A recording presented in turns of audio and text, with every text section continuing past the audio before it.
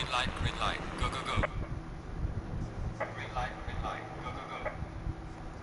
Green light, go, go, go. Green light.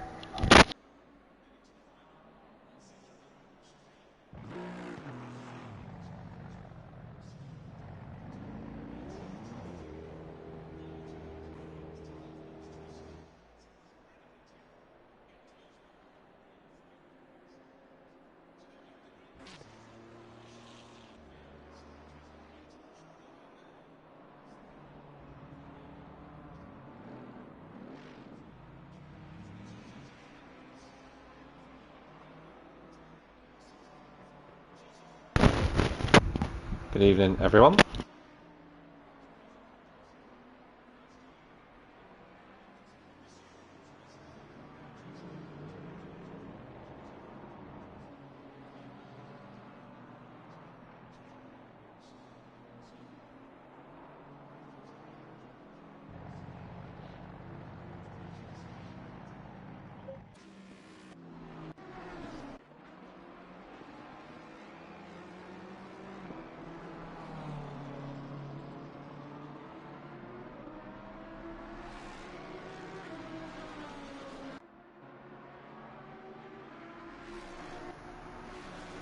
The Mie Prefecture has long been full of history, wonderment and incredible traditions that are often overshadowed by Kyoto, Osaka and Nara in the Japanese prefectures. A little bit like how the UK has regions, Japan has prefectures.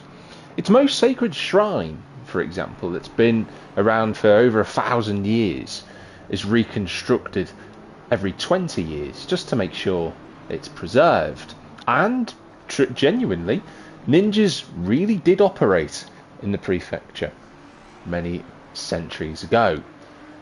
I don't think anybody needs to be sneaking up on anyone this evening for round 3 of the ACC Race Nation GT3 Challenge Series at Suzuka. What a fantastic circuit we are racing around this evening. A lot to talk about in terms of the drivers who are present.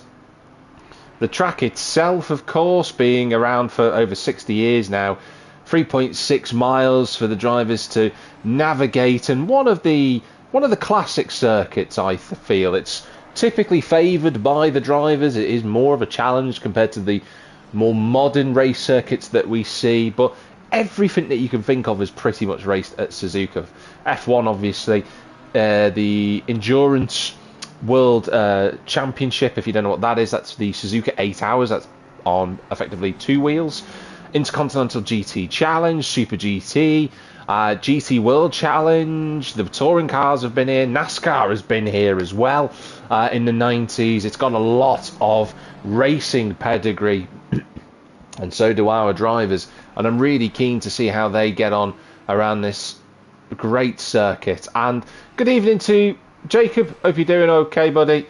Hope life is treating you well in a very, very warm United Kingdom at the moment, for those that are watching and aren't in the UK right now. I'm not sure what it is like elsewhere, but in the UK it is absolutely rocking in terms of the weather.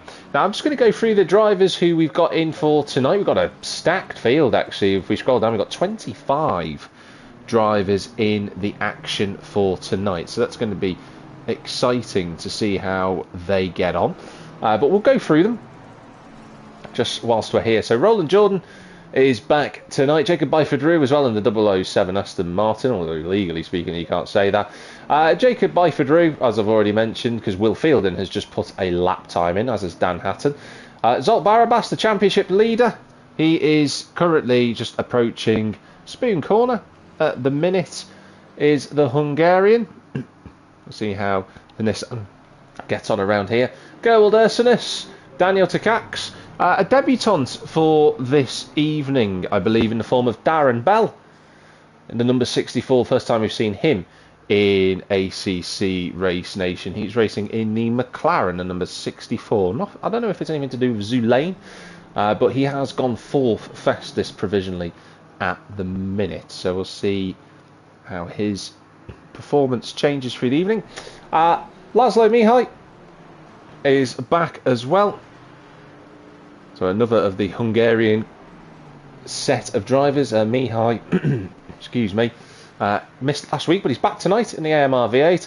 Ellie Pocket, round 1 race winner, but is carrying ballast this evening. See how she adapts to that. Davies Outenbayer, Mikey Keating, Liam Watkinson, Danny Felix, all in the pits. Stuart Packham, last week's 3rd place finisher. Danny's Outenbayer, Joe Warner, Dennis Penders, Ballant Ballock, and a return to the championship for the first time since the penultimate round of season 12, John G'day in the big Bentley. We have no Jordan Harding this evening, so we don't have a back-to-back comparison between the Bentley boys, but G'day rocking a split livery going on, the white, green and blue, as he has a little snake out of the corner there of Spoon.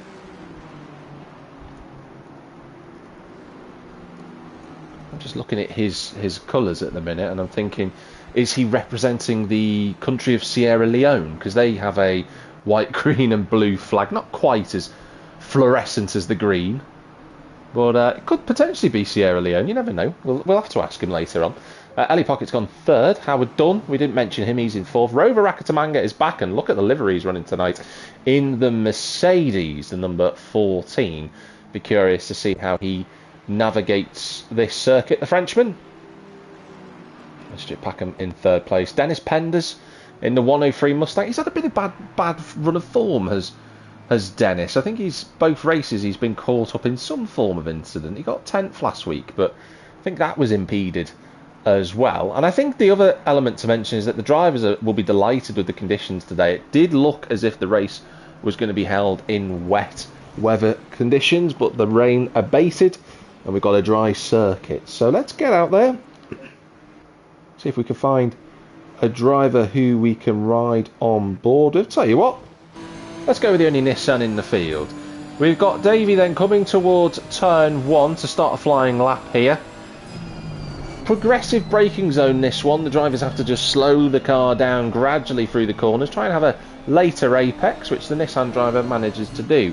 Then into the S-curves. This is all about flow. No point trying to jump on the power and off it and bounce all off the limiter.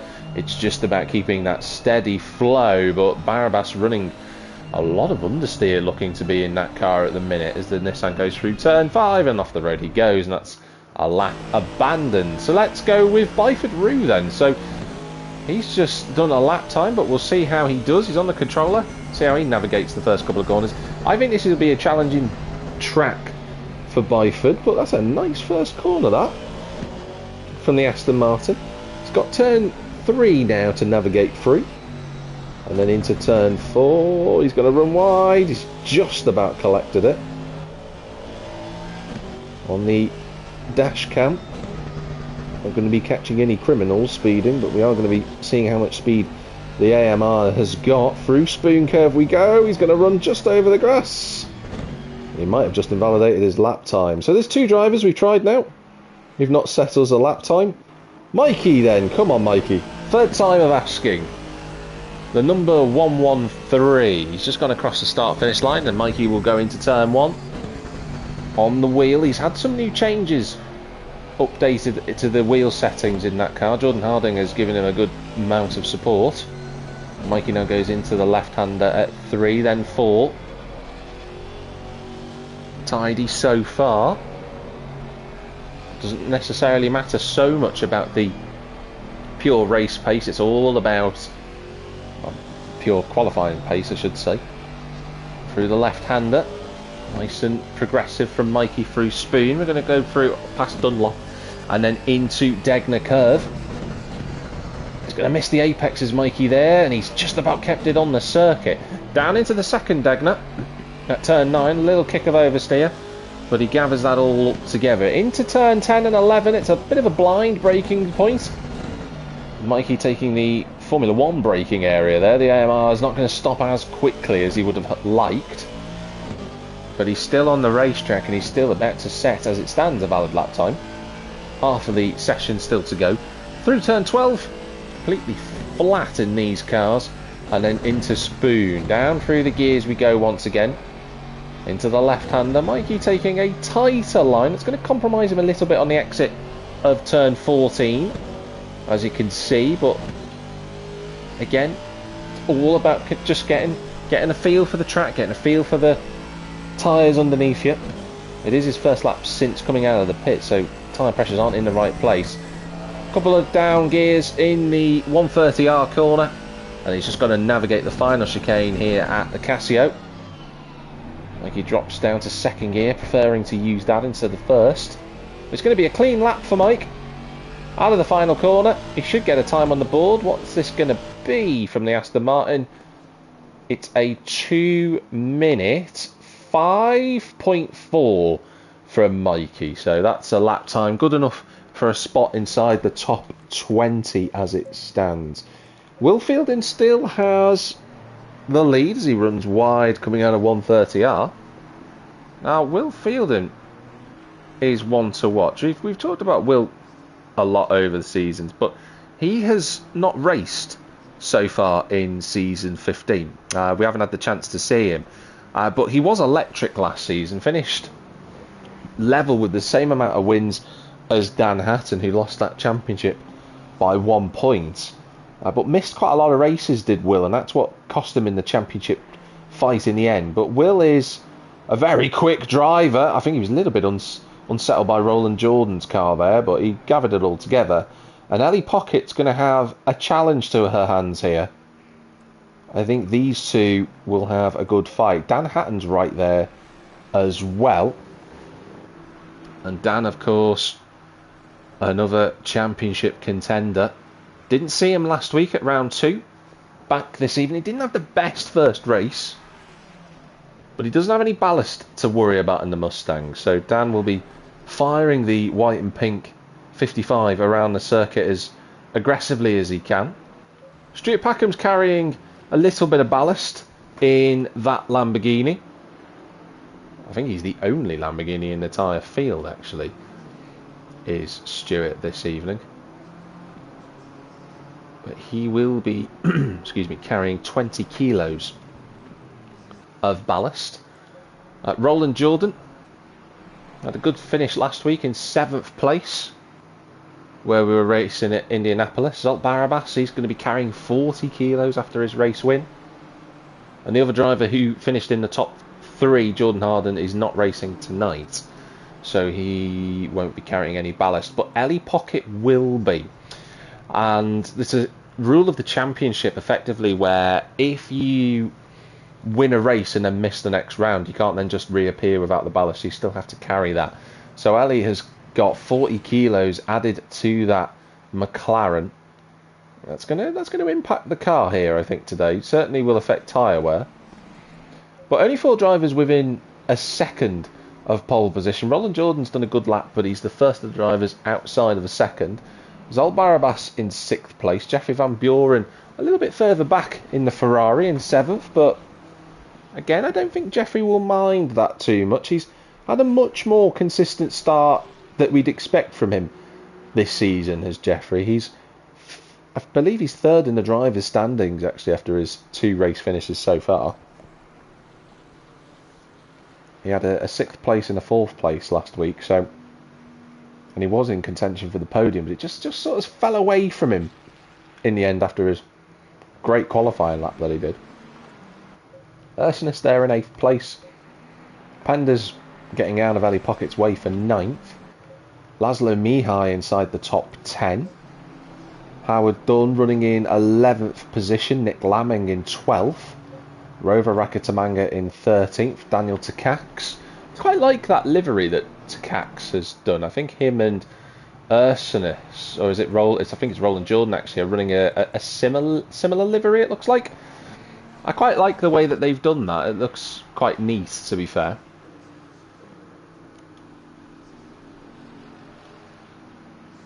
I am keen to see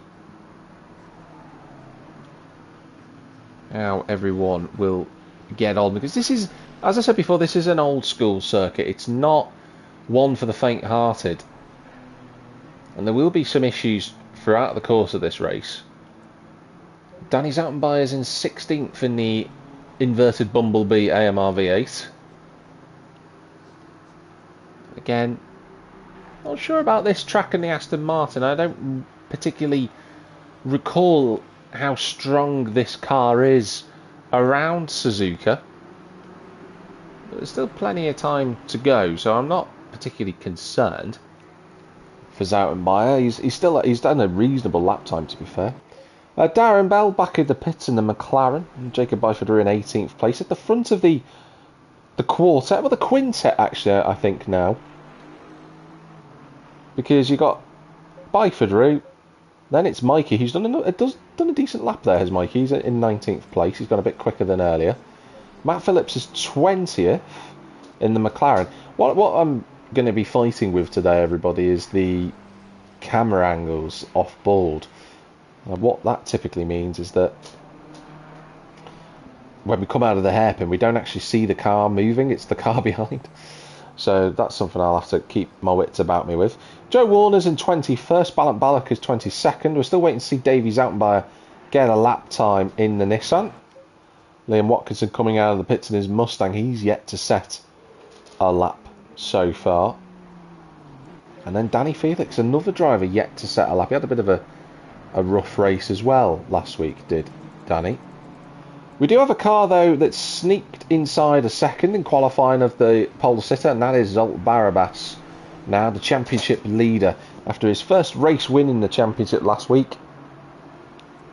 He is just getting himself in a good position, and that Nissan seemingly well equipped thus far. Mikey's going to come across the line. He was improving on that lap as well, was Mikey. Oh, he's not improving now. I think he's going to hit the wall, and that'll be a return to the pits. He should have enough time to get out there and get one more lap in, but that seemed a bit unfortunate. That I'm not quite certain why he's gone off the road. Let's follow Zoutenbayer into the hairpin at turns 10 and 11. It's a better line through there. He is improving on this lap.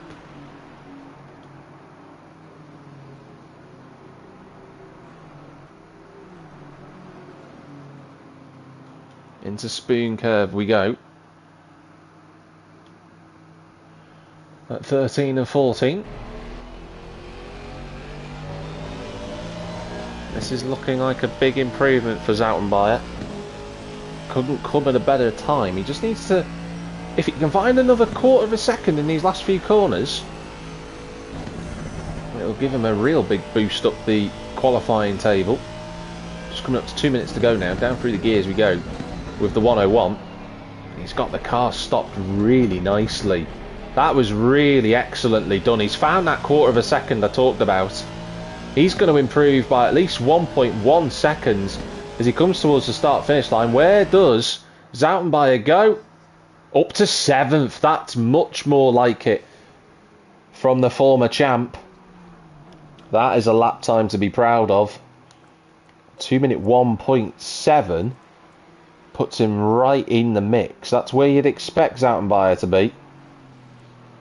Will Fielding still on pole position. Rover Rakatamanga strikes back in the... I can't quite see what the sponsor is on the side of Rakatamanga's car there. We'll have to just have a quick scan through if we can. Looks like it says Ivisu. That's pretty cool. Going through the left-hander of turn number 4 and then 5. Can't actually make out the sponsor, but in any case, the number 14 Mercedes has done a very strong lap. We are into the last part of this session. Dan Hatton won't go any quicker, nor will Roland Jordan. There's a bunch of drivers of Penders, Mihai, Lamming, Bell, Phillips and Keating. They're not going to improve either, so that's their qualifying over and done with. So looking at the track map, as Matt Phillips goes a little bit quicker, Joe Warner, can he do anything as he comes towards the start finish line? 20 seconds to go. He'll get another lap in. No improvement. Howard Dunn been quietly effective in this qualifying session. He stays where he is. Over to Ursinus. He's just about going to get another lap in here. Doesn't improve. What about Ballack? He's going to be close. Doesn't see the checkered flag. He's got another time to do, and he's gone up to 16th. So that was a crucial lap for Ballack. He can do one more. Zoutenbayer will be the next driver. Well, he would have been, but he's gone into the pits. So we look towards Jeffrey Van Buren, who's got Rover Rakatamanga just behind. See if they can strike back. No, Van Buren can't. And Rakatamanga went into the gravel. So neither of those two will be focusing on. So Byford Rue, to get himself inside of the qualifying leaderboard table. Oh, that's a big snap, and that's a big impact with a barrier at 130R. And that leaves him in 22nd place, and the mechanics will have a lot of work to do on that car. Can Ellie Pocket put herself onto another pole position? She comes into the final chicane now. Round the final corner we go. And can the 855 make it another P1 as she comes over the first timing beam and onto the one that really matters here at Suzuka? She improves, but it's not quite enough. And unless, I think it's going to be Davies out and by coming through, unless someone else out there can put the lap time from the gods, it looks like Will Fielding's going to get another pole position. Davies out and by though, he can respond. He could be a little bit higher up here. And that's much more representative from him. He goes into 11th place, 1.5 off the pace. Joe Warner, what can he do now? Can he get himself off the back of the quartet? Not quite. He leaves himself down there. Howard Dunn comes across the line, stays in 9th position, and I think it's going to be Gerwin Ursinus who goes across the line as well. That's your qualifying session. And we can't see who's on pole, but I can recall that it's Will Fielding who has got that place. And he'll be delighted with that. That was a strong effort from Will. It'll be Ellie Pocket in 2nd place. Then it'll be Dan Hatton in 3rd. Stuart Packham will be 4th. Row 3 will have Zolt Barabas and Roland Jordan. And then you could see the next set of drivers. So Rover Rakatamanga is following Roland, and then it's Danny Zoutenbayer rounding out row 4. Howard Dunn and Jeffrey Van Buren are inside the top 10. Davy Zoutenbayer and Ursinus are on row number 6. Penders and Mihai make up row 7, with Lamming and John Goday in 15th and 16th position. Alan Ballack is 17th with Daniel Takacs. Didn't really mention Daniel too much through this session, the 301, but he is sat in 18th place in this qualifying session. Darren Bell is inside the top 20. He's just at the front of the drivers who are over 3 seconds behind. Matt Phillips, Danny Felix, Jacob Byford-Rue, Mikey Keating, all very close together, separated by 4/10 of a second, 5/10 of a second if you want to be harsh, from 19th to 23rd. Then it's Joe Warner, and Liam Watkinson failed to set a lap.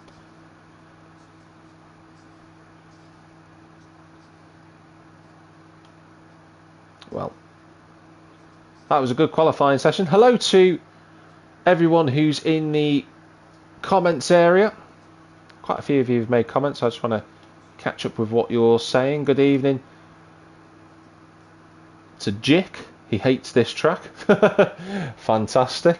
It's always a good start. Mikey saying hello. Hi, Mikey.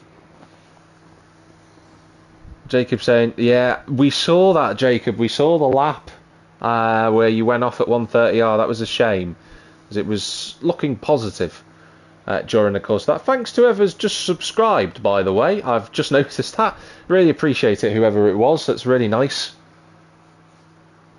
That's made my... I've had a good day, actually, already, to be honest with you, but it has made my evening even more happier than what I expected it to be. Okay, we're going to get underway in 90 seconds' time. I'm just going to have a breather, reset the headset, as I always do, and then we'll be back in just a moment.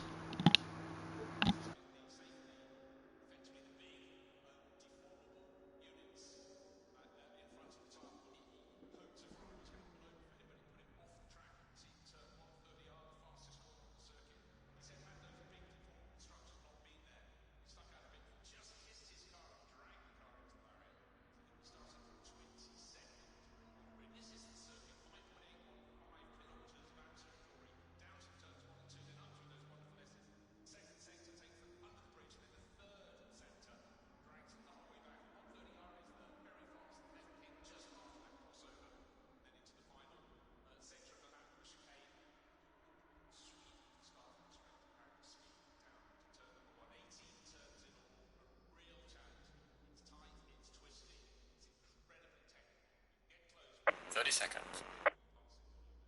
So there we have the green. You can see cars starting to be revealed as 28 of them should be down there.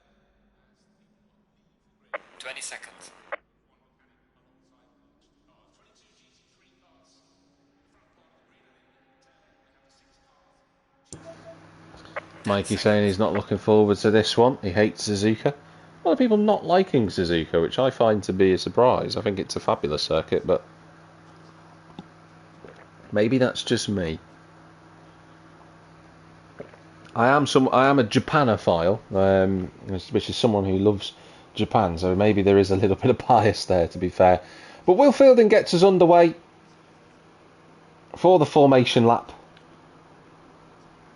I'll just flick through the drivers. We could get on with Will Fielding. 25 cars in racing tonight. It's the biggest number that ACC Race Nation has had in quite some time. Of course, the other element to say to that is that I now have to try and track 25 drivers, so I will do my absolute utmost as my race director is on holiday. And when I say my race director is on holiday, what I mean to say is my brain is there. Doug's Balls saying 159s. That is a time that you're not correct with that, Doug's, but it is yes, 159s. Let's see what the drivers can do tonight. It's very close. I think Will Fielding did a 2-minute. Did he do a 2-minute flat? So he's very close to that. Mike's saying 3-minute 10s. Yeah, Mikey's excited, clearly. Whilst we follow the formation lap, just a quick reminder of the drivers' standings. I'll give you the top 10, as I always do. Zol Barabas leads the way on 61 points after a double set of podiums in the championship. Second at round 1, first last week at Indianapolis. Jordan Harding is second on 57, but he will be missing the action tonight. But he will be back next week, I believe. Jeffrey Van Buren is third on 52 points.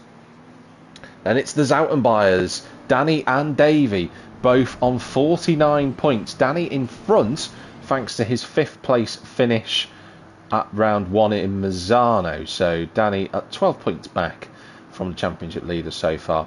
Mitchell Peterson is 6th on 48 points, but the Dutchman sadly not here this evening either.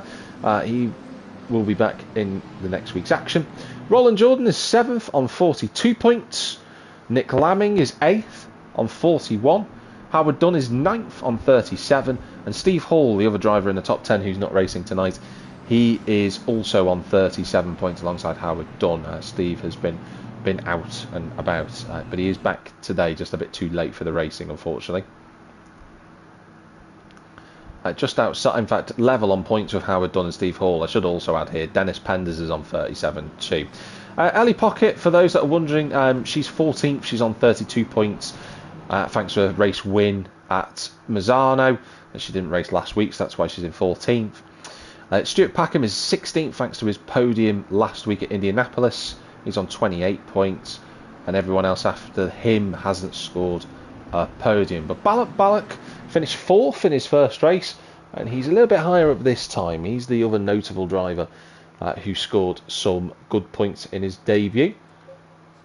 I've pressed the replay function because I wanted to go back to the action. I wanted to go to the return to garage so that we can get the camera angles. But we will watch now as Will Fielding takes us through 130R. This is going to be fascinating to know actually where the drivers who are at the back of the pack, where they will be when the start line kicks everything off. They'll probably be just about turning onto the straight, because that's a big gap back to Byford Rue, who stopped on circuit momentarily. He has got going again. I'm not quite sure what's happened to the man at the back of the field. But Pocket lines up with Fielding. 1 hour of racing action in front of us here at Suzuka. And it's going to be a race full of action, guaranteed. It'll all be down to the individuals trying to get themselves in the best position they possibly can. Red lights on the right hand side of the top. And the race is live here from Suzuka. And I think Ellie Pocket's going to have her nose in front going into turn 1. But Fielding's going to come across here and defends the inside line. Contact between the two at the start, and Pocket gets pushed wide. No one quite close enough to take advantage of that contact. Hatton and Packham are side by side as they come into the S corners for the first time. There's a whole load. There's 3 wide almost there with Mihai, Lamming and another car. I think it was Ballack potentially, as Felix navigates his way through. But Will Fielding's had a great start. Jeffrey Van Buren running in 9th position. There's John Gaudet in the big Bentley alongside Ursinus here. Let's just return to garage, see if we can just flick through the drivers as best we can. Timing tower is updating all sorts of wrong, so that's not going to help us. We don't know where anybody is, but we do know that Will Fielding leads the way. Ali Pockett's second. Hatton's had a good start, actually. That was important for him to stay in front of Stuart Packham, because he's now we've got those awkward camera angles again, so we don't actually know where any of the action is. Let's ride on board. Well, let's ride on board with John Gaudet. He's got Davies, Outenbayer and Howard Dunn having a big scrap in front of him. The Bentley will be looking for a potential overtake. Mikey's had a spin somewhere. He's a little bit delayed at the back. That's Mikey Keating in 25th. Can Gaudet go underneath the Dutchman? He's going to keep his nose there, and credit where it's due.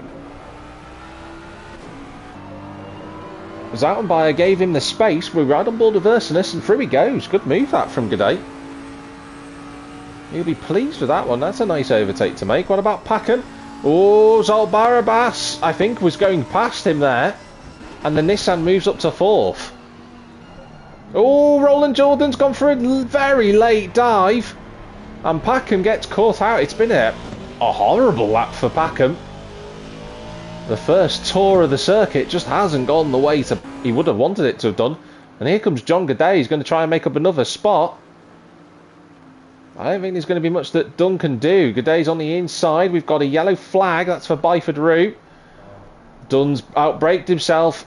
And that's going to be an overtake made by the Bentley. Ooh, a big snap of oversteer on the exit for the Bentley. Everyone just settling into a rhythm. There's the 22 and the 855. Hatton's there as well. And the front three are broken away. Barabas has pulled away from Roland Jordan, who now has this train of cars behind him. So Zoutenbayer, Rakatamanga, Van Buren, Dunn, Gaudet, who's got back in front of. That is a surprise. Sorry, corrected myself there. It's Van Buren who's front. Howard Dunn is behind. Davies, Zoutenbayer, Ursinus, Penders, and then Ballack and Lamming. So there's quite a lot of cars all fighting for positions. But ooh, Gaudet's just got that a little bit wrong there. Riding on board with Rover Rakatamanga. He's in the middle of all of this. Van Buren, the next car behind, but looks like there's a little gap forming between the Mercedes and the Ferrari. And since Roland Jordan got in front of Packham, Packham's been trying to take it to him on board with the Lamborghini. Nice gap behind, he doesn't have to worry about any of that. But Jordan has a decent car in a straight line here. Oh, but he doesn't have a decent car through the corner. That was a huge moment. Over the curve at 130R, we saw Byford Roux go off the track before in qualifying, but thankfully Jordan managed to pick that up. As we go on to the next lap here in Japan, on to lap number 3. And then Watkinson in 19th place. Nick Lamming is in front of Daniel Takacs. Oh, Lamming's got that wrong. He's going to run wide and off the road. Gets back on. He lost a little bit of time to Takacs behind, but no real drama. That's a shame. That's a shame you couldn't get in. Dougs, who's just made a comment, who should have been in this evening, as Ballack has a slide through turn 5, gathers it all together. At the front, these three still circulating. Ursinus is in the pits, so we're not sure why the 33's gone in. And there's Penders.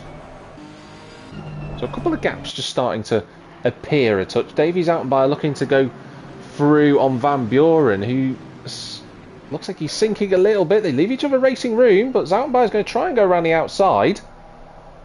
Probably went a little bit too wide to pull that one off, but it was a nice idea from the Nissan. Van Buren looks as if he hasn't got any straight line speed whatsoever. He looks like a bit of a sitting duck because Gooday's gone past them as well.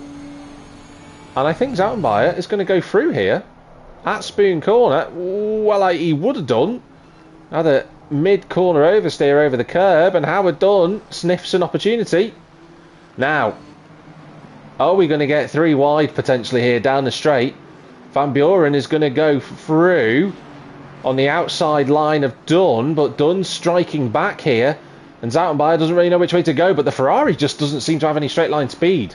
Zaltenbayer well off the road at 130R, and Dunn's moved through into 11th place, so the Ferrari just looking as if it has no straight line speed whatsoever. And Howard Dunn moves into 11th position, and I have to say, John Goodey is making some progress now. He's a second faster on that lap than the group in front of him, so that's going to become a train of cars. There's Mikey Keating. I think he had a spin. He doesn't look like he's got any damage, and Jacob Byford-Rue and Joe Warner, they came to blows. So not certain why that happened. Danny Zaltenbayer still running in 7th place, but just like he's got a little bit of a gap to the squabbling duo in front of him of Packham and Jordan. We've said that a lot this season, but sometimes I talk about Jordan Harding as Jordan and Roland Jordan as Jordan, so it's a little bit, I appreciate it's a little bit difficult, but tonight they're not on the same track, so we could just say Jordan for Roland.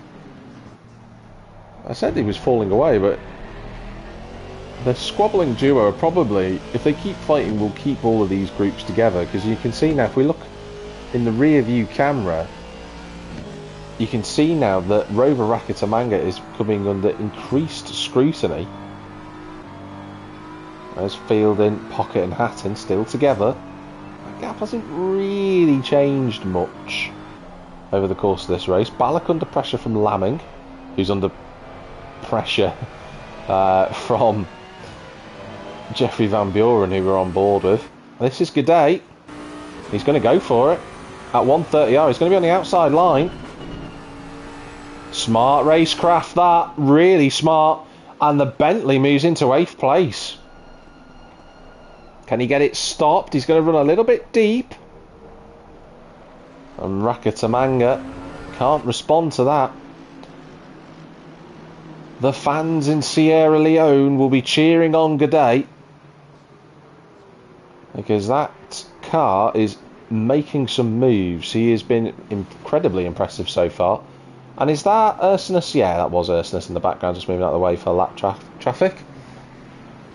Meanwhile, just a little bit further back, we're just following the number 64, Darren Bell here, doing a solid job actually inside the top 20. He's got Laszlo Mihai just behind, a relatively fresh face as well as Mihai, to be fair.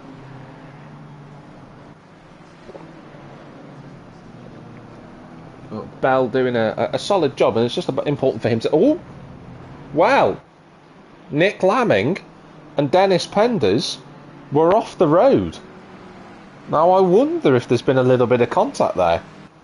That's the first off-road excursion we've seen.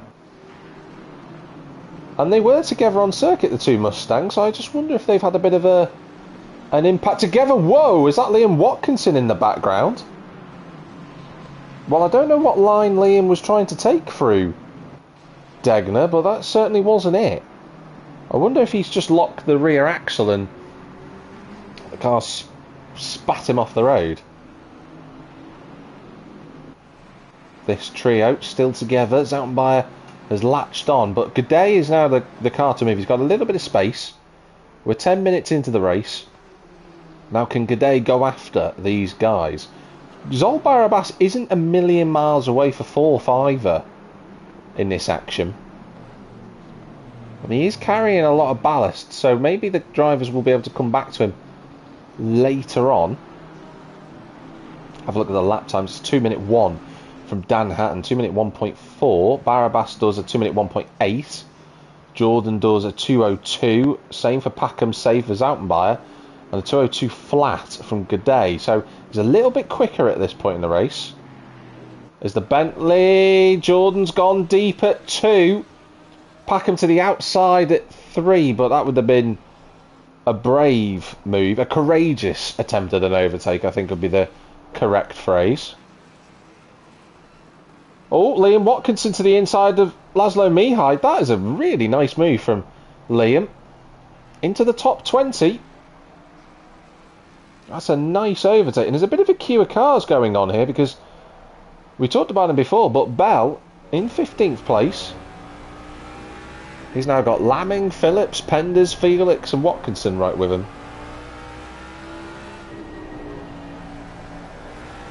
The other question that I've got is, where is Dennis Penders? He's a bit further back. So I wonder if there's been more strife for the Mustang. That's a little bit of a drift from Bell into Degner 1 and then nice and smooth out of Degner 2. And he uses a little bit of the exit curve, but no one's going to begrudge him that unless he abuses track limits. Ooh, Lamming was trying something there. Bell saw it late. Managed to keep him behind. So Darren saw that. He's going to find it a challenge to keep the big pink Mustang behind, because Nick Lamming seems to be gelling with that car this season. This seems to be the right car for him. Ooh, that's a little bit deep at Spoon, and that might just cost him in the run to 130R. If he'd have been a little bit closer, I'd have said there was an overtake on there. See, the other car's a little bit further back. There's a queue of, well, we've got 7 cars.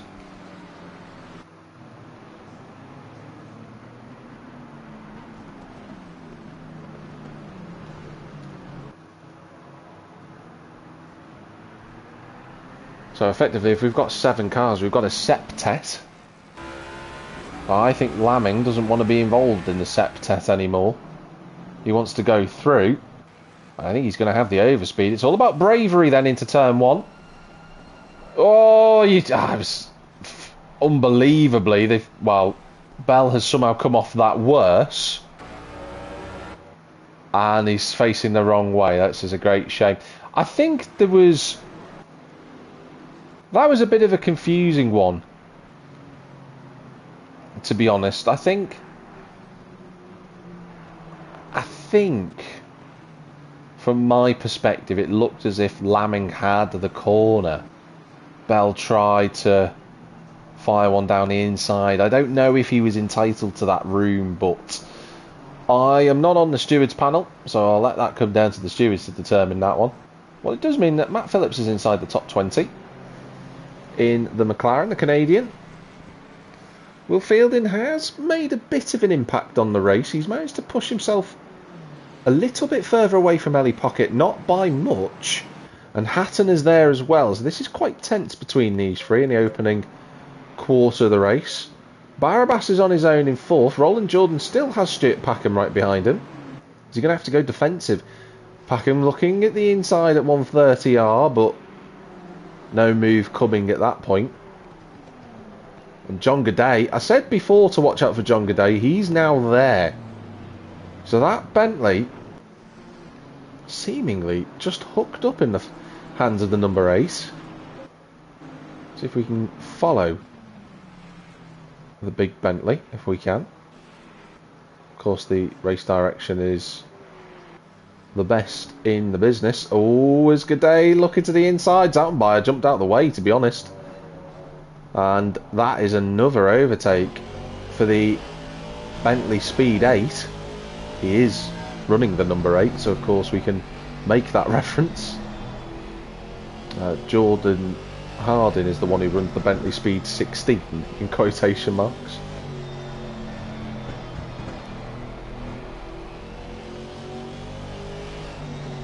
This has been a good run up through the field from Gaudet. A little wobble on the exit of Casio, but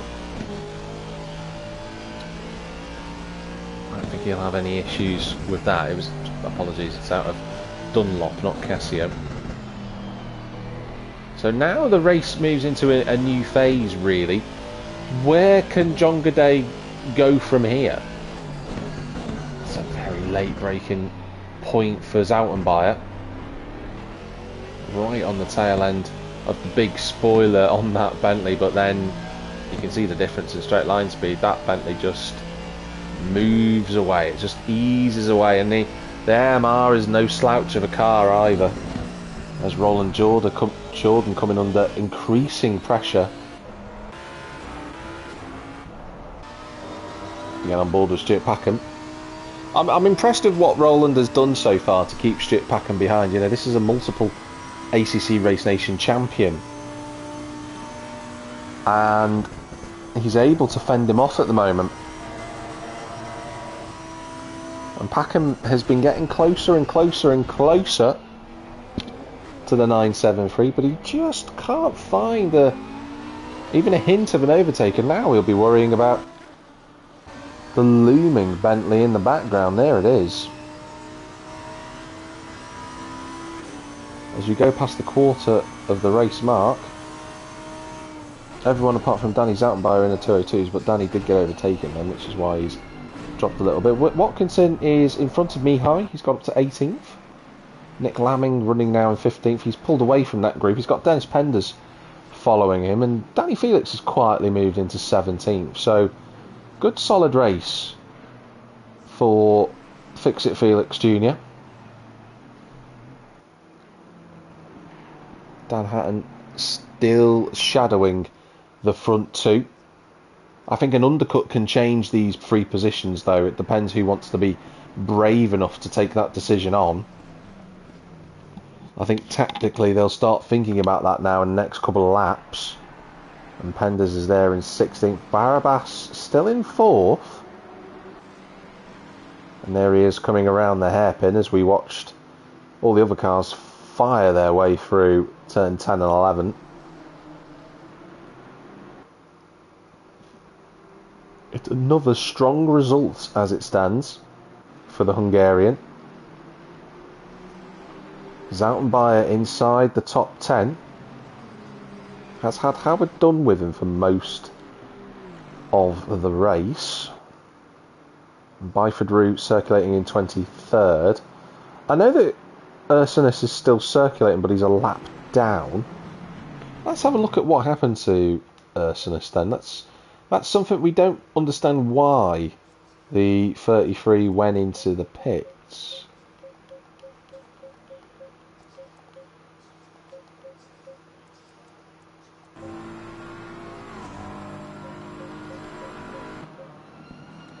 There we go then. On lap 2, he comes into the pits at the end of that one. So why does he do that? Is it an issue that he gets caught up in, or is there something more sinister at play? All good so far. Into turn 10 and 11. Ooh, I didn't realise how close Howard Dunn had got to the back of Gaudet's Bentley. That could have ended disastrously. And then, oof, that was some move by Zoutenbayer to get in front of Howard Dunn. Now we've got Penders there. Oh, and it's a wobble from Ursinus, and then that allows Penders to go up the inside. At 130R. And the Mustang on the inside, he should have the position, should have the corner. Ursinus doesn't back out of it. Oh, that's a lovely re-overtake. And then is there going to be an incident going into the next corner? No. Oh, no! Oh, that is such a shame. He just bounced over the curb and neatly collided with the pit lane entry bollard, and he could fix his car. That is such bad luck. That is something that you can't, there's not much you can do about that either. Let's just see it on board with Penders, because he will have had the best view of that, and I think he'll be the most delighted after being repassed at 130R. Here we go then, into the final corner. It just gets bounced over the curb. Massive shame for Ursinus that. He was having a good race.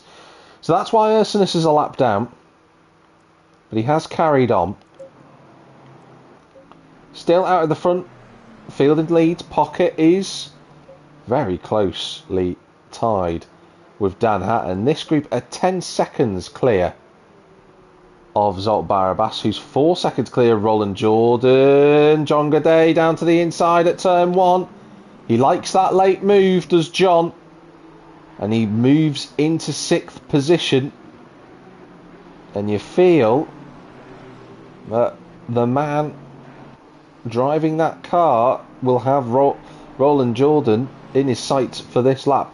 Balint Balak is the first driver to make a regular pit stop then. The number 98. He was in traffic, to be fair. He's decided to try and get out of the way. Rover Rakitamanga in close proximity with Danny Zoutenbayer. If we can get on board. There we go, we go on this camera. On board with Gaudet. Of course, the other element we don't really talk about actually is the Bentley is not on the same side in terms of the cockpit. So we get to see it from a slightly different perspective, which is always nice to have. But I do feel that Gaudet will be looking to get a good exit at a spoon. Gets the car tightened. To be fair to Roland, he did a good job there. But here comes the speed of the Bentley. I don't know if he's going to be close enough at 130R. He might just delay a minute. Yep, has a little lift and coast. Oh, and then kind of awkwardly got that wrong. It's going to be crucial then to get his braking zone right for the chicane. Roland goes defensive there at turn 16. On the power they go.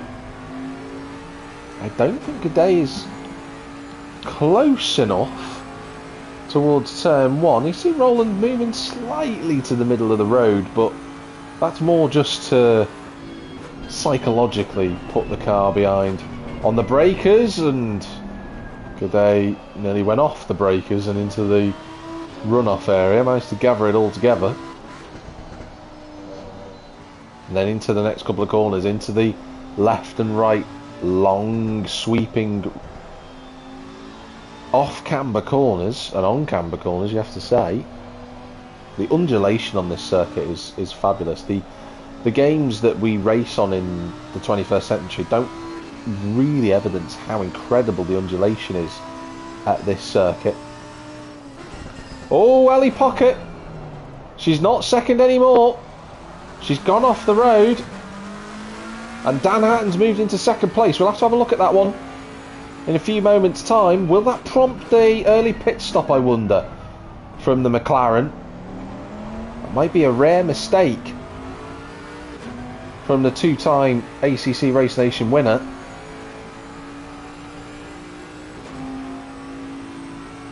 Gaudet, though, looking strong at this phase of the race. Into the left-hander. Ooh, I said that, and then it was almost commentator's curse, wasn't it then? Oh, and another snap of oversteer. Just can't get the power down. I wonder if the Bentley is starting to just eat into its tyres a little bit at this point. Rakitamanga following the AMR. Of course, Rakitamanga the only Mercedes in the field tonight. No Audis, sadly, this evening. Just looking to see. No, Ellie Pocket did carry on. Nice braking zone that for Rakitamanga, but then just seemingly got balked by Zoutenbayer, and there's an undercut. So the drivers, I said they would be starting to think about strategy, and there they are. So the Frenchman is in the pits, and Howard Dunn has overtaken Davy Zoutenbayer to get inside the top 10. And Dennis Penders is right with Nick Lamming. And Dan Hatton's within a second of Will Fielding. Now this will be interesting. I'm trying to remember the last time that those two fought in the same space of racetrack. I do want to have a look at Ellie Pocket's issue. I want to know what happened to her. Oh, Jordan, how close do you want to...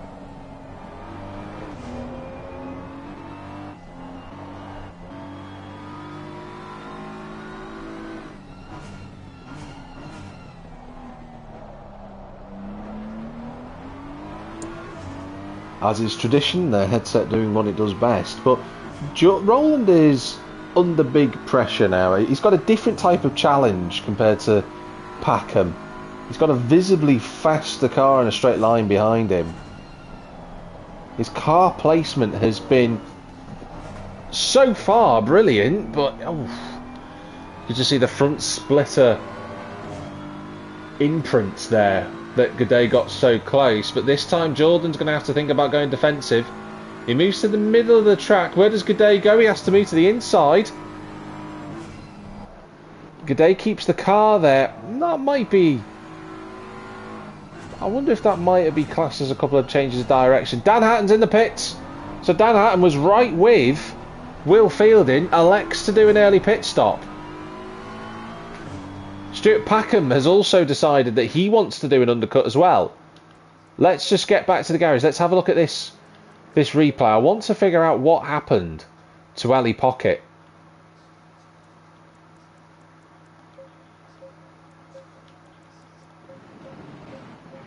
Now, it was on the previous lap, so she was doing a good job. She was with Will Fielding. That's that lap where I looked at another issue. And then at that point, she's no longer... Oh no, she's already behind Hatton at this point. So it was on this lap. Let's have a look then. Closing the gap down to Will Fielding. Does look like Will's had a bit of a struggle actually in the last few laps. I wonder if his tyres are starting to go... And that was the mistake. Oh, it's the merest of touches at Dunlop Curve. That's mightily unlucky. She did well, to be honest with you, to gather that all up, and she probably appreciated the little bit of extra tarmac at the later part of the corner to help her out there. But now we have a new situation on our hands as Will Fielding laps traffic. So Ellie Pocket's 3.5 seconds behind. Dan Hatton has come out in a good position actually. He's basically on his own. He's quite far in front of Darren Bell, who I think has just been overtaken by Matt Phillips. Yes, there we go. And Laszlo Mihai for that matter. So Darren drops to 16th place. Liam Watkinson, excuse me. Oh, Mikey's in the wall. He was having a good race. That is a shame. That Dunlop Curve. He was having a really good race, Mikey. I don't know how much damage he's got, whether it's significant. Will Fielding, race leader, in the pits. John Gaudet in the pits as well. So he's looking to do the undercut. Just very quickly want to just have a look at Keating's damage. So looks okay. Looks okay. Not too bad. Now, where will Dan Hatton come out in relation to this? This is a big moment in the race. Dan Hatton got an undercut on Will Fielding. Can he make the advantage stick? Will Fielding's coming down the pit lane now. He's just going to that 50-metre board. He's going to get on the power. Here we go. He's firing up to speed. I think he's just going to emerge in front of Hatton. That was important timing from the race leader. He's got to get those tyres back up to temperature. But Fielding leads Hatton, and John Gaudet has come out miles in front of Stuart Packham. Now, is that because Packham's had a slow pit stop? Because it weren't separated by much. In fact, Packham undercut John Gaudet. So I wonder if there's been a slow pit stop for the 78. But what Gaudet has to do now is navigate this traffic that he's got in front of him. And that is, it's quite a big squabble set of cars as well.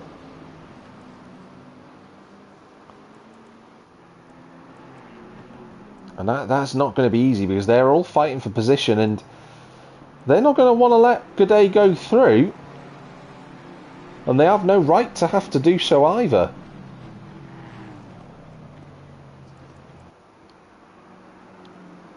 Just to give you an update on the other cars, Rover Rakatamanga has pitted. Nick Lamming as well, Ballant Ballock has. Danny Felix, Liam Watkinson, Mikey's in the pits now. Is that most of the top foot? So Ellie Pocket's in. Barabas is coming down the pit lane. Roland Jordan is responding.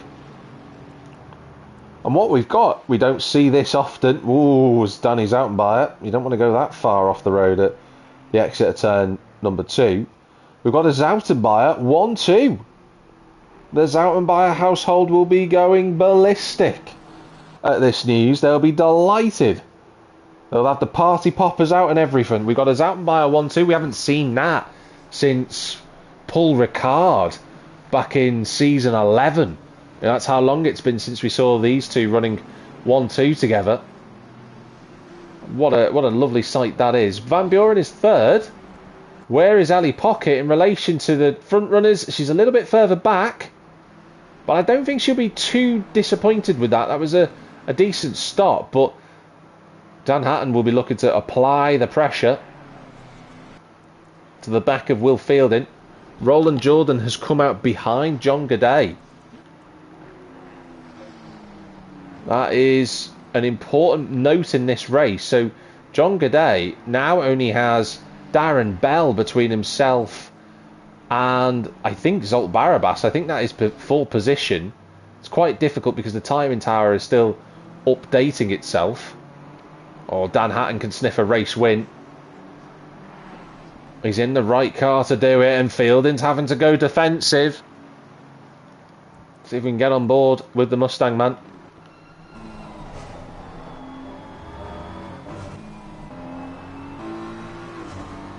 We're on board with the M4 instead for the time being. This is sweaty palms time, and not just because of the heat, but Fielding versus Hatton. This is a battle that I've wanted to see properly engage on the racetrack for quite some time. And Dan looks composed, so does the inherent race leader as well. Ali Pocket can't quite. Oh, Ellie Pocket looks like she's got a problem. She's slowing down. What's happened to Ellie? Well, Pocket is slowing right down. I think she's got power. She's then letting everyone go. Is she going to go behind John Gaudet or no? There's certainly an issue. Something has happened to Ellie Pocket, and she was running in third place, but just get on board. She's got power again. I'm not quite sure what happened there. Whatever it was, it sadly took her out of the fight for the podium. In terms of the race win, that is. She's still got a good shot at the podium because Zolt Barabas is in front of this queue of cars. We do have Darren Bell in 7th, but he is yet to pit. Cars seemingly have all shook themselves out. The only thing that Packham will be disappointed about is that despite having the undercut, he's still behind Roland Jordan, who's putting up the defensive drive of his life. Now after that little feint into this corner here a lap ago, Will Fielding's found a couple of tenths. These two looking for their first win of the season. And Ellie Pocket's gone completely off the road. And Darren Bell, I think Darren went off as well. There's a yellow flag for him. I can't tell you why. But that looks to be the end of the situation for Ali Pocket. We'll have to find out what happened to Darren Bell because he had a yellow flag there as well. They're miles behind. Let's have a little quick look back. Like what happened to the 64?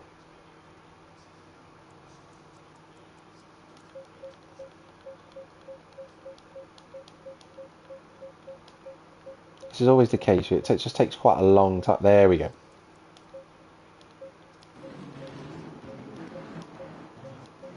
So Darren was doing a solid job. And then on this lap, not this lap, but the next couple of corners, he's got G'day with him just in front. We do have Ellie Pocket just behind, so maybe it would be better to run on board with her.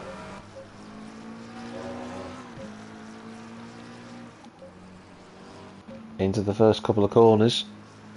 Through the S-bends. That looks like a little wobble, and it's going to be a spin. Yeah, it is. And don't tell me. Yeah, that's exactly what happened. A spin.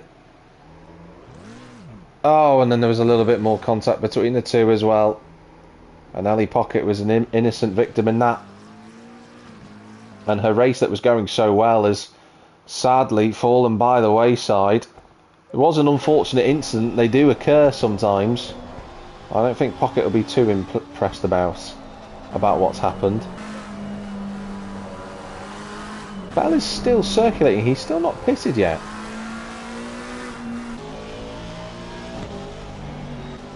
He has fallen to 12th place, has Darren, but has not yet pitted in the race around Japan so far. And he'll have a bit of damage as well, actually, so I'm surprised he's not yet come in to resolve that. You see Rakitamanga's absolutely flying around with his onboard hand movement. You can see the way that the wheel is flying all over. Jeffrey Van Buren makes his pit stop, so Davies out by her. Still out there. We follow Rakitamanга, the Frenchman, in the Mercedes. He's got a nice clean exit out of turn 11. It's going to be hard to go through at 12. To be fair, Bell defended that quite nicely. Oh, but he didn't defend it nicely through Spoon. And Rakitamanga is going to move past and into 12th place. Balak will be the next car, looking to find a way through. Where will Jeffrey Van Buren end up after all of this? That's another important question. And Stuart Packham's behind his favourite M4. As once again, Roland continues to stay in front. This all came about, let's not forget, when Roland Jordan, basically at the end of lap 1, sent a very unexpected move into the chicane, and Stuart hasn't been able to get back past since. Now, that was over, nearly 40 minutes ago now, and Packham has struggled to find his way through. Van Buren has come out. Well, we don't know in relation. Howard Dunn's a bit further up the road, so he's going to come out in 11th place in front of Rover Rakitamanga. Will Fielding still leads the way.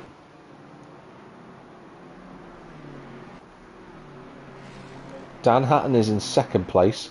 Zolt Barabas is third. Is that Packham trying to out-psych Roland Jordan there? John G'day has done a great drive up to 4th position.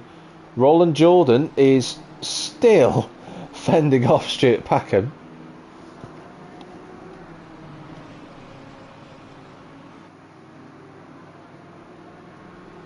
Jacob asking me to look at his point of view at the final chicane on lap 1. I don't normally take requests, but today I will. Must have been something that happened to Jacob Byford-Rue. Let's just have a quick wind back then to lap 1, see what happened there, using the replay function. And we've got Byford-Rue's car as well, which is fabulous.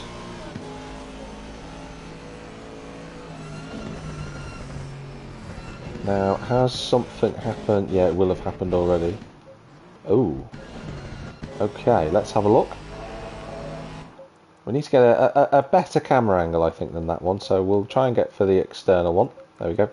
So on board with Byford Route, into the chicane.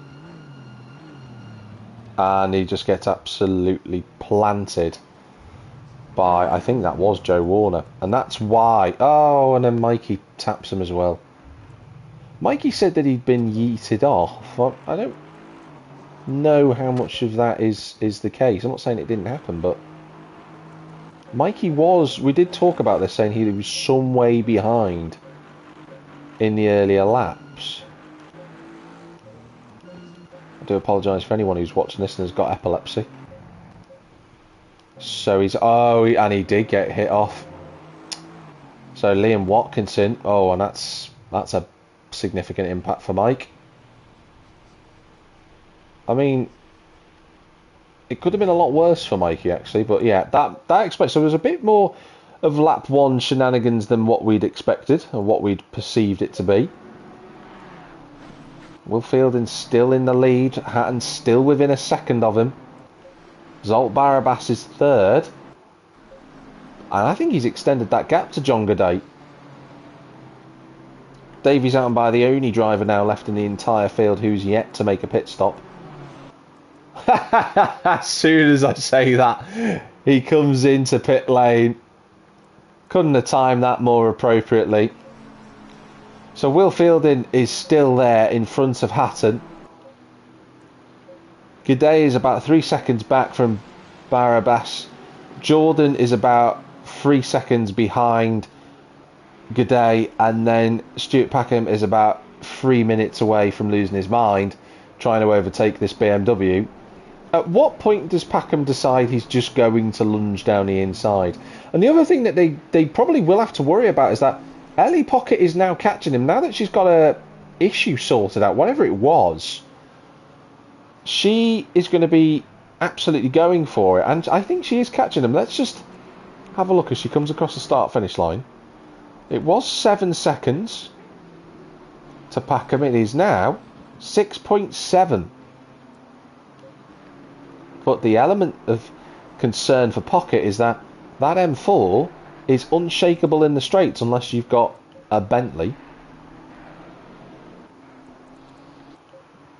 Davies out by a big pit stop that he's got out in front of Van Buren and Rakatamanga, and he'll have unbelievably fresh tyres for the end of the race now compared to everyone else. He's got a couple of seconds up the road to Howard Dunn, but Davey on for a spot in the top 10. The Zattenbauer household will be delighted. They've got 2 cars in the top 10, both put in a good shift as well, but Zattenbauer just needs to get those tyres warmed up into a good working window. There's Daniel Takacs. As I said this before, actually, we haven't covered much of Daniel, to be fair, but he's had another solid race this evening.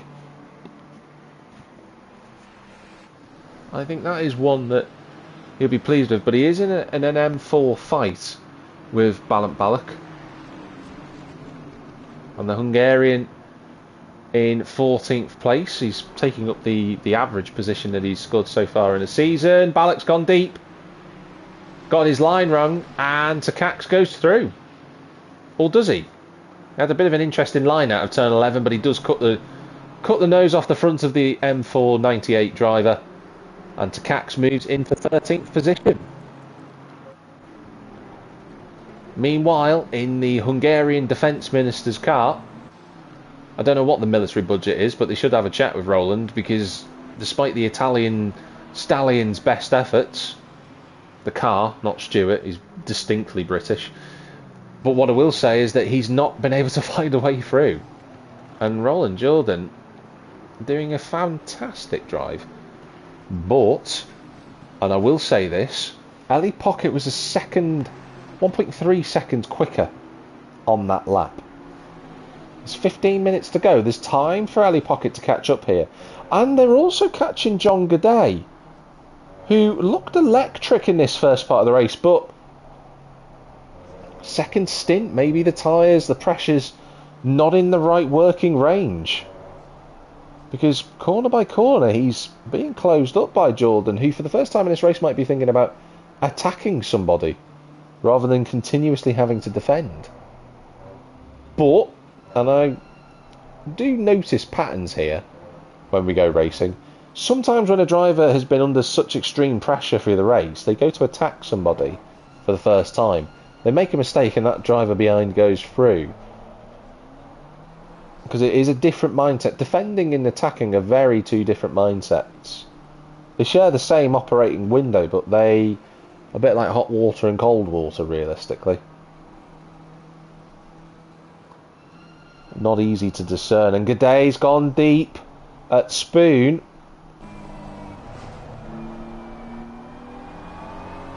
That Bentley does not look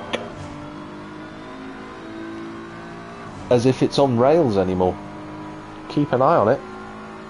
Baku's still right there. You can see the front splitter sponsor. He's getting that close. Look at the drive he's got through there. Is he going to think about sending it down the inside? Jordan moves late in the braking zone. I'm going to just point that out. 25 cars. Still 25 cars running in this race. So Ursinus has continued on and he's got himself in front of a couple of cars. He'll be pleased at that. Dan Hatton's still there. Where is Ursinus actually? Let's just have a look. Yeah, he's in 23rd. This has been good for us. He was unlucky after his issue before. He could catch Darren Bell, maybe Jacob Byford Rue. Don't rule out a spot in the top 20. This has been a solid recovery from him. Wonder if Fielding's just getting a little bit held up by the traffic. I wonder if that's what is happening at this phase of the race. Barabas seems to have fended off G'day's advancement, but he's going to make it, as it stands, 3 podiums out of 3. Although that line through there, as he drifts through Degner 1, is not what you want to be doing. And Roland Jordan now finds himself in a rock and a hard place, because he's right with the Bentley, and Ellie Pocket is 4.5 seconds away. So as we move into the final phase of this race, this trio is going to become a quartet. And dare I say, Danny Zoutenbayer is on fresher tyres than everyone around him. He could join in the fight in theory as well. There's Van Buren's running in 11th place behind Davy Zoutenbayer. Nice tight line from the Ferrari, but won't have the exit speed that the Nissan has. Alternative lines, you can take them through the hairpin. And Rakatamanga hanging on as well. It's been a good drive from Rover. I think this is his first race of the season. This is his first race of the season. I don't know why I said I think. I know it is. But in the Mercedes, doing something slightly different.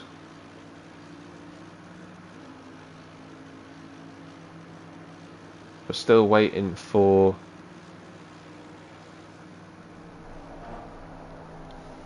Rover to get up to speed with this car. For quite a long time, Rover drove the Ferrari, and last season he drove the Lamborghini. Oh, that's a corner cut for if I've ever seen one. But this is a different prospect in the Mercedes. So I am going to keep a vested interest on the Frenchman and see how he gets on. But I think a first round of the championship to run in this Mercedes is not a bad car to be in. Just going to take him a little bit of time. I don't think this is the Mercedes track either, in truth. I think there are cars out there that are well more suited to this action. The front two are 25 seconds in front of Zolt Barabas. They've been in a different planet this evening. And John G'day is still defending from Roland Jordan. I thought for a moment that Jordan had got past him, but it was the way the timing tower looked to me. And Ellie Pocket now 3.2 seconds away from this action. What do you do if you're the Hungarian? Do you go on the offensive? Do you try and find a way past a big Bentley in front? The problem is that as soon as you get to a straight like this, the Bentley just has the straight line speed to pull away.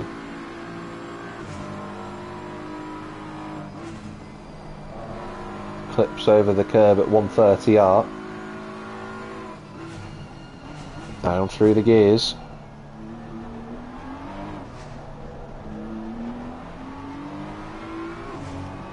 Let's just have a look at the times as they come across the start-finish line. So 2:02.8 from Barabas. 2:03.2 from Goudet. And a 2:01.8 from Ellie.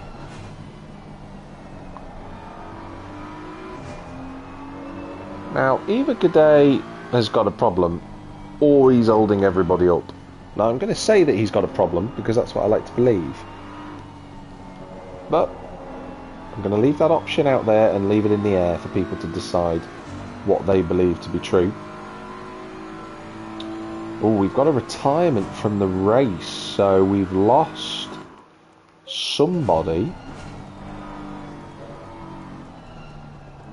I think it's Ursinus who's disconnected. Yeah, well, he'd had such a good recovery drive.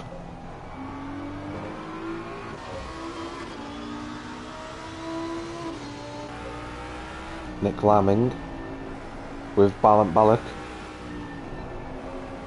I'm waiting for Dennis Penders to have a race in this Mustang where he doesn't have any bad fortune.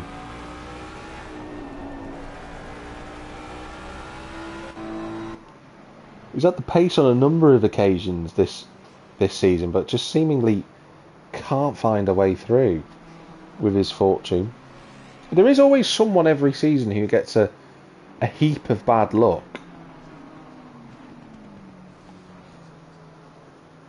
I'm not going to say that that will be the case for Penders, but stranger things have occurred. Felix is still in 18th place. He's holding off Matt Phillips. These two have been engaged in a private fight through the last few laps. Keep an eye on their trackers. Van Buren is in 11th position, and Zoutenbayer has stretched the elastic between the two slightly. And Ali Pocket is in frame of shot.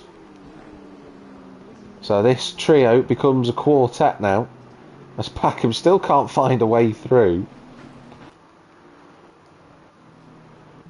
Let's get on board with the McLaren.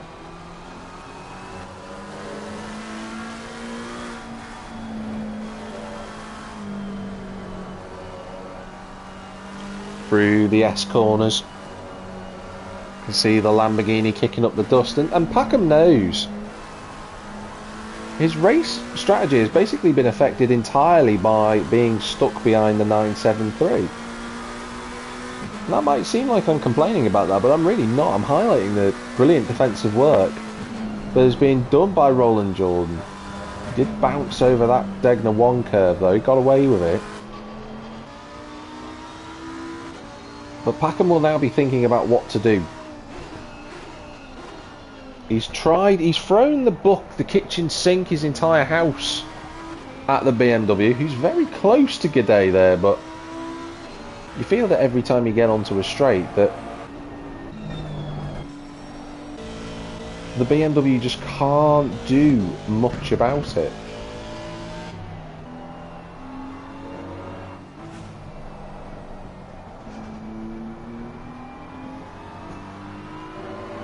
As we tick over 3 PM on track time.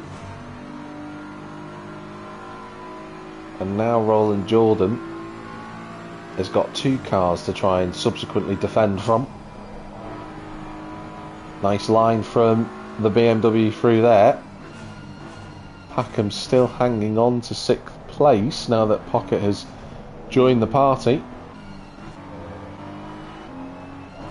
Will Fielding has stretched that lead out to over 2 seconds, so he's found something in these last few laps. There's 2 cars in front of them. That may be the only concern that Fielding will have in terms of this race victory, but after that he won't catch anybody else.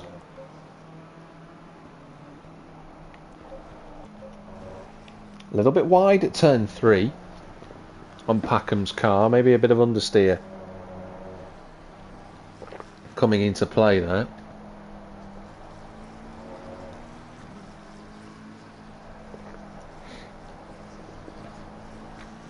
Oh, nice line that from Pocket.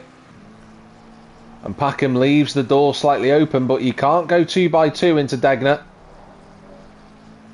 But that's the first time that Packham's had to throw a defensive shape for quite a while in this race.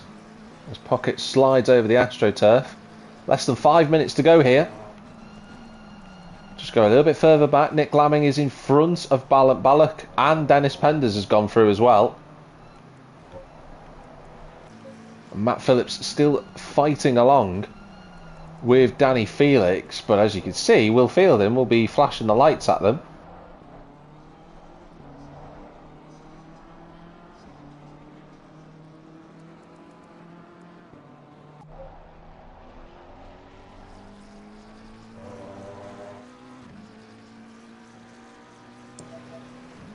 Nice exit from Pocket. Oh, she ran on the grass though, and that might just have sapped her momentum. She's looking at the inside at 130R. Packham left the door just ajar, but wasn't really enough in the end to do anything about it. And Roland Jordan, now that he's got a little bit of a reprieve because Packham's having to look behind him, is trying to attack G'day. And that gap with G'day and Barabas has ballooned up to 6.3 seconds. But Barabas is, considering he's got maximum ballast, it's a good track to have it at. He's going to take a weight loss jab in for round 4. He's going to go from 40 kilos to 20. I'll talk more about that for next week's section.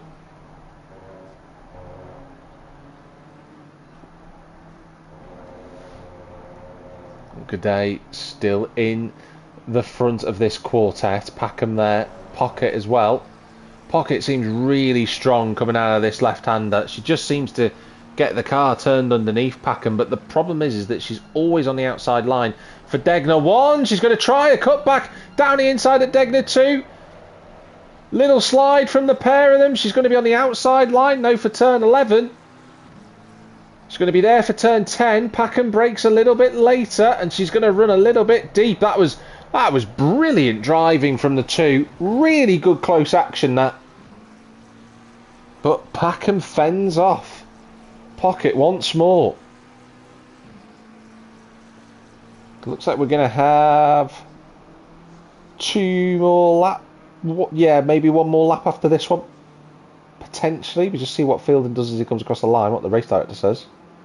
Yeah, I think we're still going to have 1 more after the one that we're on. So it looks like effectively penultimate lap time. Howard Dunn's done well to catch up to Danny Zoutenbayer.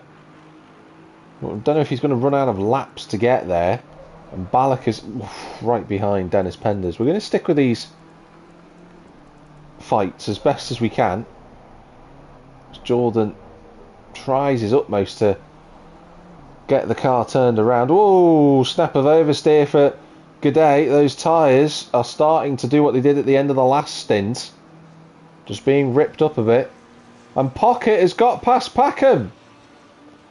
So the Lamborghini's defence, at the end of the day, couldn't take him any further than the third to last lap. Pocket recovers to 6th. But can she get past Jordan? Only one car's done it through this race, and that was John G'day earlier.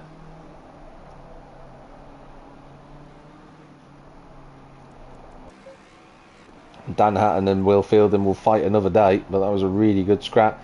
Byford Roux's got to get out of the way here. He's going to hold up Zoutenbayer. He's done actually a relatively decent job in the end. I thought he was going to be in the wrong place entirely. It's always a bit awkward that when you go through those corners. So, 1 car done for Pocket. Can she find 2? Let's get on board.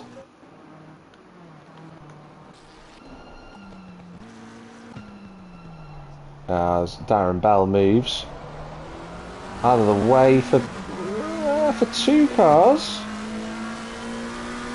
And Pocket, I think, was flashing the lights there. Now, Darren's going to have to move out of the way here. Yeah, he does in the end. Don't know if Ellie will be too impressed with that. A little bit wide from G'day, and we are on the final lap of the race. So this is it. There aren't many conventional overtaking spots on this track, but you would feel that going out of 130R and into Casio chicane is one of those overtaking spots. Nice line from Roland, but a better one from Pockets. Look at the overspeed she's got going into the chicane. I thought she was going to attempt a lunge, and Gooday's got it wrong. And is Jordan going to get compromised on the exit? Goudet cuts across the corner. Jordan can't find a way through. Pocket's going to go to the outside line. Now we're going to have a sprint towards turn 1. And Goudet is in the right spot. He should be okay. But Jordan, what's he going to do? He's going to get blocked on the inside. Oh, and I think that was a nudge. And off the road goes Goudet. And I think Roland Jordan's just moved up to 4th as a result of contact. But Ellie won't care about that. She's got a car out of the way, and now she wants to find a way past to get to 4th. Who would have thought that a few laps ago? And Darren Bell's still hanging around, and Stuart Packham's there as well. So we've got still this quartet just completely changed around in order. Pocket's got a good exit. She's not quite close enough. Fielding's just gone round Spoon Corner. I will go to Fielding in just a minute. What's the exit going to be like for Jordan? What does he do? He puts it in the middle of the road, and Pocket can't get through there. And then she goes on the grass. I'll cut back to this very, very shortly. But Will Fielding, he has driven an excellent race, and he's going to take a victory here at Suzuka. What a drive, a superlative drive from the M4 man. He beats Dan Hatton to the checkered flag. A great result for him. His first win of the season. Hatton is second. And then we go all the way back now, because we have to try and find out what's going on here. So Packham trying to find a way through past John Goudet. That's very close. Well, the Lamborghini isn't quite there, and Goudet's going back through. Pocket's moving out of the way. I had a feeling about that before. I didn't want to say it out loud. I think there's a bit of conference going on in the Bentley and the McLaren. So Zolt Barabas will take 3rd position. What a drive. What a drive from Barabas today, actually. I don't think that's going to be talked about too much, but he's done an excellent job. Another podium this season. Roland Jordan's going to get 4th. That's McLaren sliding off the road in the background. Oh, and Roland Jordan lets him through. Well, it all changes at the line. And to avoid a penalty, Roland Jordan stopped.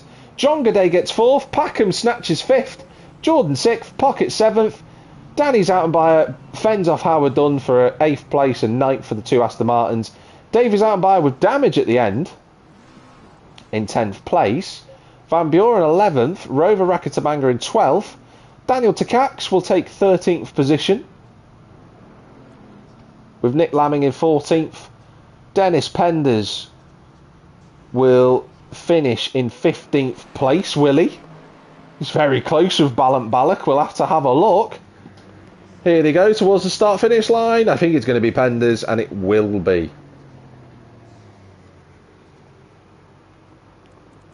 And I think everyone has come across the line, apart from Mikey Keaton, who is circulating there as Mikey. I think he'll be happy. I think he'll be happy with his race drive. I don't think he'll necessarily be happy with the result, but he's finished the race. That is a really key step for Mike. A couple of corners to go. He can just enjoy these now. Even though he dislikes the circuit, he's got points on the board, and that's what matters in the Season 13 GT Challenge Series. And he'll be the last car to be classified. There he is, across the line, the 113. So I'll just run through these finishing positions then. I can see them from my screen, but I don't think you lot can. So I will just tell you. So it is Will Fielding who takes the provisional race victory here at Suzuka. Dan Hatton is 2nd after a really good fight. Zolt Barabas is 3rd. John Goudet takes 4th thanks to Roland Jordan's generosity at the end, thanks to that contact earlier. Stuart Packham takes 5th place. Roland Jordan ends up subsequently 6th, and Stuart Packham will have been celebrating with his arms in the air as he got past the M4 driver on the final straight. Ellie Pocket will finish in 7th position. Danny's Altenbayer is 8th. Howard Dunn is in 9th position. Davies Altenbayer is inside the top 10, just in front of Van Buren and Rakatamanga. Daniel Takacs is 13th, with Nick Lamming 14th. Dennis Penders in 15th, just from Ballant Balak. Then it's Laszlo Mihai in 17th, with Danny Felix 18th. Matt Phillips is 19th in the end. Good drive for Matt. Had a good fight with Felix through most of that race. Liam Watkinson gets a spot inside the top 20. Jacob Byford-Root is in 21st, of Bell in 22nd on his debut, I think, for Bell. I'm sure he'll be pleased with that, to be fair. So Darren can chat about that. Joe Warner 23rd, Mikey Keating 24th after contact and a few bits of shenanigans tonight. And then sadly our only retirement of the race was Ursinus in 25th. So unlucky for the Dutchman, for Gerwald, but he'll be back, I'm sure, next week to fight back at Silverstone. What a track we'll be racing at next week. So Silverstone for round 4 on the 15th of July. I'm sure that's going to be a good event for everyone involved. And that will be our next racing action here with ACC Race Nation. But thank you very much for watching. I do really appreciate you doing that on Twitch. It's been a really good time. Oh, I need to watch something apparently. Let's just have a look at the replay. Thank you very much. Jacob Byford-Root has given me something to do before we finish. Okay. Now I did see a car go off the road. And it was Darren who went flying off. Now, what has happened here? I saw him flying off the road.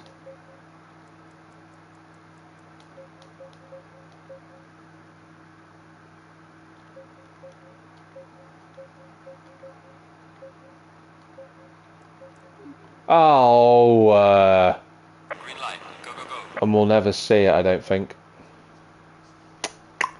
Because that's what the game does. That is a shame. That was something we were hoping to see. Never mind. Ah, bum. Well, on that note, I'm sure Jacob will have the POV. He'll have to send that in. But I do appreciate everybody watching. Next week, Silverstone, of course, on the 15th of July. But from me, Jack Millington, thank you very much for watching. And wherever you might be in the big wide world, have a good one. We'll see you next week at Silverstone.